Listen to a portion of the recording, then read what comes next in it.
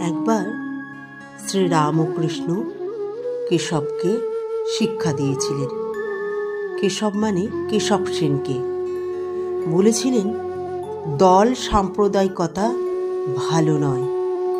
একজন ভক্ত শ্রীরামকৃষ্ণকে জিজ্ঞাসা করেছিলেন, ব্রহ্মজ্ঞান হলে কি দল টল থাকে? সেই উত্তরে শ্রীরামকৃষ্ণ বলেছিলেন, কেশব সেনের সঙ্গে ব্রহ্মজ্ঞানের কথা হচ্ছিল। কেশব বললে, আরও বলুন। আমি বললুম, আর বললে দলটল থাকে না। তখন কেশব বললে, তবে আর থাক মশাই।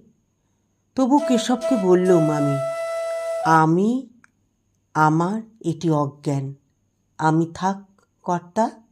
আর আমার এই সব স্ত্রী পুত্র বিষয় মান সম্ভ্রম এ ভাব অজ্ঞান না হলে হয় না।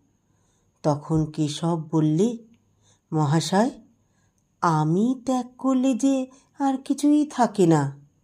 আমি বললুম, কেশব, তোমাকে সব আমি ত্যাগ করতে বলছি না। তুমি কাঁচা আমি এইটি ত্যাগ করো। এইটি ত্যাগ করে পাকা আমি হয়ে থাকো। আমি তার দাস, আমি তাঁর ভক্ত, আমি অকর্তা, তিনিই কর্তা।